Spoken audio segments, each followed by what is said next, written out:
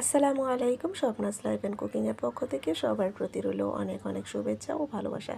আজকে যে রেসিপিটি শেয়ার করব সেটি হলো সিম দিয়ে নদীর সুস্বাদু পাঙ্গাস মাছের রেসিপি। আর তার জন্য এখানে আমি কড়াইয়ে পরিমাণ মতো তেল দিয়ে এর মধ্যে হলুদ, মরিচ, ধনিয়া গুঁড়ো দিয়ে ভালো করে কষিয়ে এখন আমি সবজিগুলো দিয়ে দিব।